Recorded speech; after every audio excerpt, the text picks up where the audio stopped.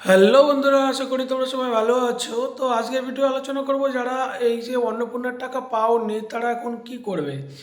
তো প্রথমে কিন্তু তারা যে ফোন নাম্বার দিয়ে রেজিস্টার করেছিলে সেই ফোন নাম্বার দিয়ে স্ট্যাটাস চেক করে নাও।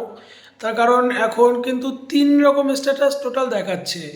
প্রথমে আন্ডার প্রসেসিংয়ে দেখাচ্ছে, অনেকেই কিন্তু অনেক পুরনো ফর্ম ফিল আপ করেছে, যেমন 4 তারিখ 5 তারিখে ফর্ম ফিল আপ করেছে কিন্তু এখনও আন্ডার প্রসেস দেখাচ্ছে। কারণ কি বলছি, আমার একটু অনলাইনের দোকান, আমি নিজে প্রায় 200 ফর্ম ফিল আপ করেছি। তার মধ্যে কিছু ফর্ম এরকম রয়েছে যারা একদম প্রথম দিকেই ফর্ম ফিল আপ করেছে কিন্তু এখনও আন্ডার প্রসেসে রয়েছে। তাদের কোনো টেনশনের কারণ নেই, কারণ তাদের এখনও ফর্ম ভেরিফাই হয়নি, তার জন্য টাকা পায়নি। আবার অনেকের কিন্তু রিজেক্ট হয়ে গেছে, যাদের ডকুমেন্টসে যদি বাই চান্স কোনো ভুল হয়ে থাকে বা ওদের ক্রাইটেরিয়ার সাথে না মেলে তাহলে তাদের ফর্ম রিজেক্ট হয়ে গেছে। তো রিজেক্ট হয়ে গেলে কিন্তু এই মুহূর্তে ফর্ম ফিল আপ করতে পারবে না। তার কারণ কি, তাদের আধার কার্ড তো অলরেডি দেওয়া রয়েছে। তো যেই ফর্ম ফিল আপ করবে এবং আধার কার্ড যখন দেবে তখন কিন্তু আর সাবমিট নেবে না, কারণ আধার কার্ড অলরেডি রেজিস্টার্ড রয়েছে।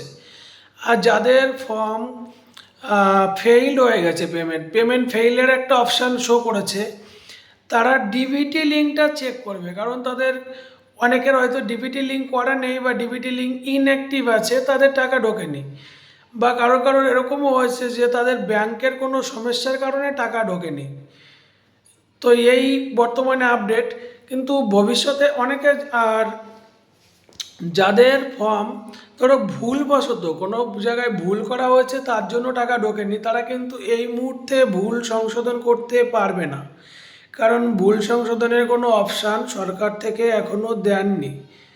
তো ইন ফিউচারে যখন ভুল সংশোধনের অপশান চালু হবে তখন ভুল সংশোধন করে দেবে, তারপরে হয়তো তাদের টাকা ঢুকে যাবে। তো এই ব্যাপারে কিন্তু সরকার থেকে এখনও পর্যন্ত কোনো আপডেট দেয়নি।